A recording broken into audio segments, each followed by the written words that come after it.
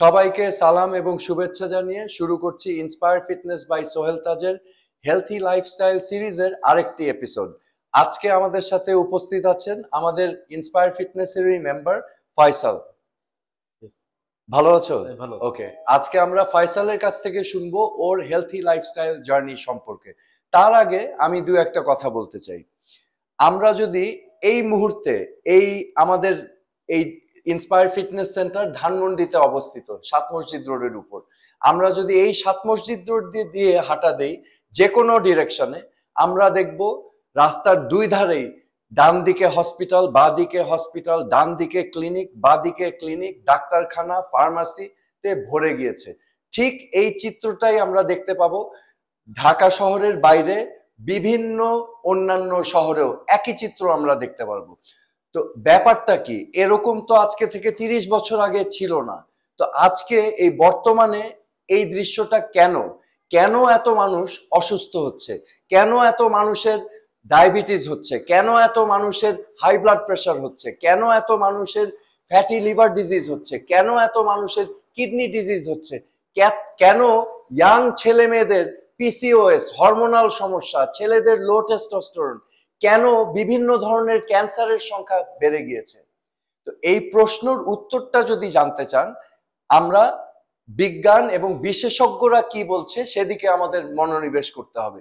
বিশেষজ্ঞরা এবং বিজ্ঞান খুব স্পষ্টভাবেই বলছে যে আমাদের এখন বর্তমান যুগে জীবনধারা বা জীবনযাত্রার পরিবর্তন হয়েছে। তার মানে আমরা আজকে থেকে ৩০-৪০ বছর আগে এই বাংলাদেশেই বেশিরভাগ মানুষ কৃষি কাজ করে আমাদের বেঁচে থাকতে হতো।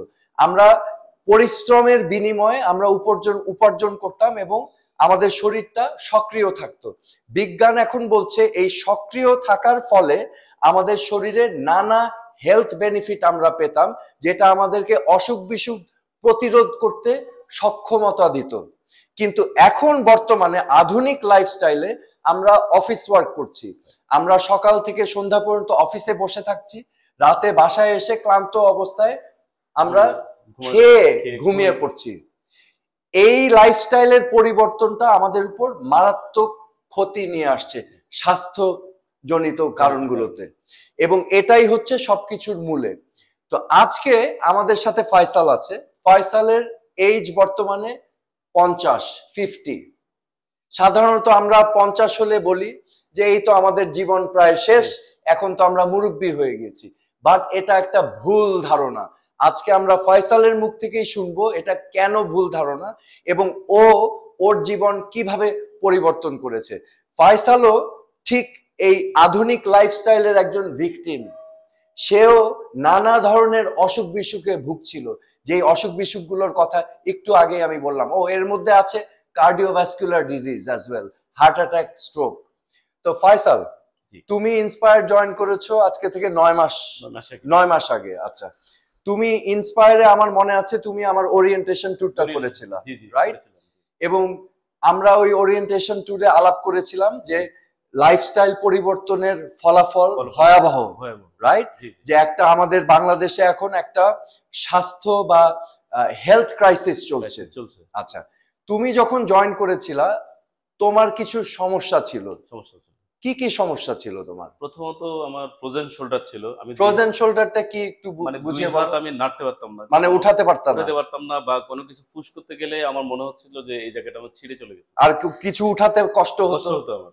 তখন আমাকে ডাক্তার বললো যে তোমাকে থেরাপি দিতে হবে।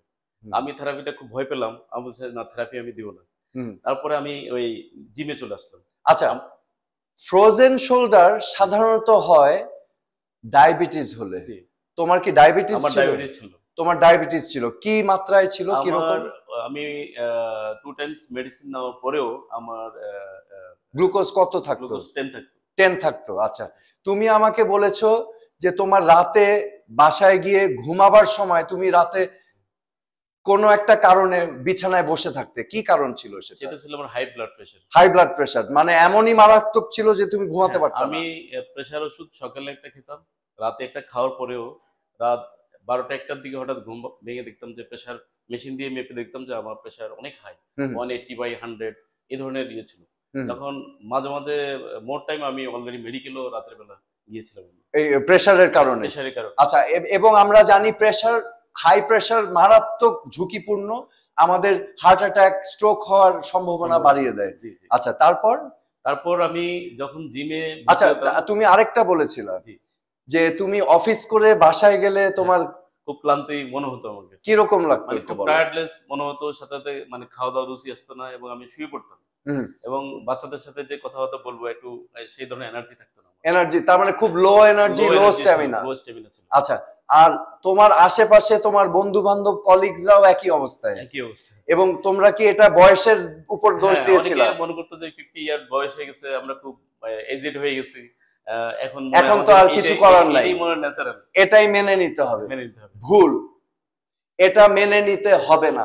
আপনিও পরিবর্তন করতে পারেন ফয়সালের মতো। আজকে ফয়সাল তুমি বলো তাহলে, ইন্সপায়ার তুমি মানে কিভাবে তুমি ইন্সপায়ারে আসলে তখন এই অবস্থায়? তোমার frozen shoulder, high blood pressure, ঘুম হচ্ছে না রাত্রে, ডায়াবেটিস, হ্যাঁ, লো এনার্জি, বাচ্চাদের সাথে সময়, পারিবারিক সময় যাপন করতে পারছো, তো ইন্সপায়ারে আসলা কিভাবে? আমার যখন ফ্রোজেন শোল্ডারের ব্যাপারে যখন ডাক্তার আমাকে, 2-3 জন ডাক্তার আমাকে বললো যে তুমি থেরাপি নিতে হবে, তখন আমি থেরাপিটা আমি একটু ভয় পেয়েছিলাম যে হয়তো মানে সেকা টাকা দিবে, এই ধরনের কিছু কি না কি হয়, কি না কি হয়। তারপর আমার ওয়াইফ আমাকে খুব ইয়ে করলো যে চলো জিমে যাই, জিমে ভর্তি হলে হয়তো এটা রিকভারি করতে পারে। তখন আমরা জিমে আসলাম, জিমে আপনার ওরিয়েন্টেশন ক্লাস করলাম ফার্স্টে। তো ইন্সপায়ার সম্পর্কে কিভাবে জানলা? আমরা এটা ফেসবুক থেকে আপনারা দেখি, এই যে এই হেলথি লাইফস্টাইল সিরিজ থেকে আপনারা অনেকগুলো সিরিজ আমরা ফেসবুকে দেখি, দেখার পরে আমরা খুব ইন্সপায়ার হয়েছি। তারপরে আমরা এখানে এসে যখন আমি ভর্তি হলাম, প্রথম ট্রেডমিলে উঠতে আমি 3 থেকে 4 মিনিটের উপরে আমি ট্রেডমিল করতে পারতাম, আমি হাঁপাই যেতাম। এখন আমি 30 মিনিটস কন্টিনিউ করতে পারি। এবং একটু আগে ফয়সাল বলেছিল হাত তুলতে পারতো না এবং কোনো ভারী কিছু তুলতে পারতো না, এখন তুমি তো ওয়েট লিফটিং ও করছো। ওয়েট লিফটিং করছি। তুমি কি ওয়েট, তোমার কি ফ্রোজেন শোল্ডার আছে? একটু দেখাও। আমার ফ্রোজেন শোল্ডার নাই, ফ্রোজেন শোল্ডার নাই। তোমার ডায়াবেটিস কোথায় গিয়েছে? ডায়াবেটিস এখন আমার 4.5, ইস্টারডে ছিল, টুডে আজকে 5 ছিল। তুমি না প্রেসারের কারণে ঘুমাতে পারতা না? আমি এখান থেকে আমি যখন জিম করে বাসে যাই, খেয়ে দিয়ে শুয়ে পড়ি, 11টার মধ্যে আমার ঘুম চলে আসে এবং কখন সকাল হয় আমি বলতে পারি না। ওষুধ হচ্ছে, ওষুধ দিয়ে আপনার কোনোদিনও সমাধান আসবে না। ওষুধ হচ্ছে ট্রিটমেন্ট। আপনি যদি নিজের শরীরে আগুন লাগান, ইনফ্লামেশন তৈরি করেন, তাহলে আপনার এই মেটাবলিক ডিসঅর্ডার গুলো হবে। এই যেসব অসুখ বিসুখের নাম আমরা বললাম, এগুলোকে বলা হয় মেটাবলিক সিনড্রোম বা মেটাবলিক ডিসঅর্ডার। আগুন নিভাতে হবে লাইফস্টাইল দিয়ে, এবং লাইফস্টাইলের একটা বড় অংশ যেটা ফয়সাল এক্সপ্লেইন করলো সেটা জিম। এবং জিমে গিয়ে শুধু দৌড়ালে হবে না, মাসেল ওয়ার্ক করতে হবে। কারণ বিজ্ঞানীরা এখন বলছে মাসেল হচ্ছে হেলথ টিস্যু, মাসেল হচ্ছে লঞ্জিভিটি টিস্যু। মাসেল আমাদেরকে মারাত্মকভাবে এই অসুখ বিসুখ গুলো প্রতিরোধ ক্ষমতা সাংঘাতিক ভাবে বৃদ্ধি করিয়ে দেয়। ঠিক আছে, আর ফয়সাল তোমার বেলি ছিল কত ইঞ্চি যখন তুমি জয়েন করেছো? তুমি বলেছো তোমার বেলি ছিল 36 ইঞ্চি। এখন কত? এখন আছে 32। তোমার ওয়েস্ট ছিল 34-35 ছিল, এখন 30। আর তুমি বলেছিলা তোমার এনার্জি লেভেল কম ছিল, এখন কি রকম? এখন আমি সারাদিন অফিস করার পর মনে হয় যে আমি আরো 8-10 ঘন্টা অফিস করতে পারবো। 8-10 ঘন্টা অফিস করতে পারবা। তুমি কি ফ্যামিলির সাথে সময় দিতে পারছো? হ্যাঁ, এখন আমি এভরি ফ্রাইডে আমি আমার বাচ্চাদের ফ্যামিলি নিয়ে আমি বাইরে ঘুরতে চলে যাই এবং খুব আমরা মজা করি। এবং আচ্ছা, আমার জাস্ট জানার একটু কৌতূহল, এখন তোমার কলিগস, বন্ধুরা কি বলে তোমার এই চেঞ্জ দেখে? সবাই আমাকে, অনেকে দেখে আমার অনেক চেঞ্জ দেখে, 9 মাসের চেঞ্জ দেখে তারা বলে যে তুমি কি জিম করো? হ্যাঁ, আমি জিম করি। মানে আমাকে বলতে হয় না যে আমি জিম করি। তারপরে তারা অনেকেই আমাকে খুব বলে কোথায় জিম করো, আমরা ওখানে। তার মানে তুমি নিজেই এখন মানুষকে ইন্সপায়ার করছো। হ্যাঁ। সো এই যে ফয়সালের জার্নি, ও ইন্সপায়ারে আসলো আমাদেরই একটি ভিডিও দেখে। কারণ আমি বারবার বলেছি যে বয়স কোনো ব্যাপার না, এটা একটা সংখ্যা মাত্র। আমরা নিজে চেষ্টা করলে আমাদের শরীরকে সুস্থ রাখতে পারি। আল্লাহ যতদিন হায়াত দিয়েছে, আমরা আমাদের প্রয়াস থাকবে সেই কয়দিন আমরা সুস্থভাবে বেঁচে থাকবো। সেটা যদি 100 বছর হায়াত দিয়ে থাকে, আমাদের চেষ্টা থাকবে 100 বছর সুস্থভাবে বেঁচে থাকতে। আমরা নিশ্চয়ই কেউ চাই না অসুস্থভাবে দীর্ঘদিন বেঁচে থাকতে, রাইট? আমরা নিশ্চয়ই কারো উপরে বার্ডেন হতে চাই না। আজকে ফয়সাল প্রমাণ করলো ইট ইজ পসিবল। এবং আমি আরেকটা কথা বারবার বলছি, anything is possible at any age, all you need is the desire. তার মানে যে কোনো কিছুই সম্ভব যে কোনো বয়সে, শুধু লাগবে ইচ্ছা।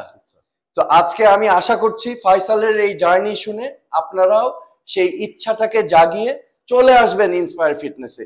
ইন্সপায়ারে যদি না আসতে পারেন, অন্য যে কোনো জিমে ভর্তি হয়ে যান, খাদ্যাভ্যাসটা গুছিয়ে নেন।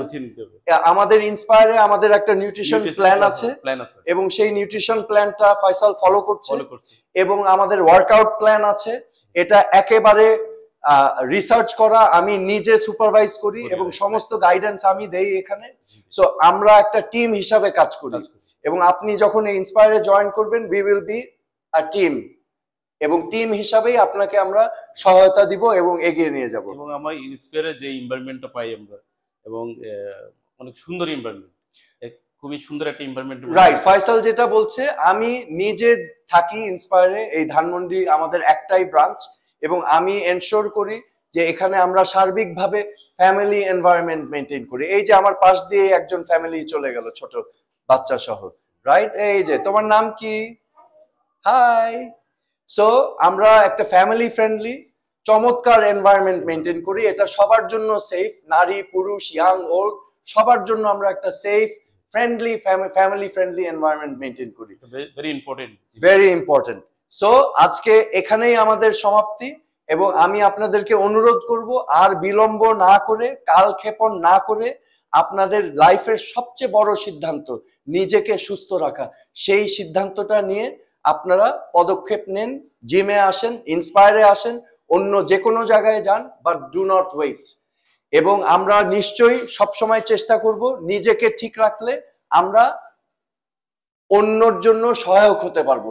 আর আমি নিজেই যদি অসুস্থ হয়ে যাই, তাহলে পরিবারের জন্য, সবার জন্য বার্ডেন হয়ে যাব।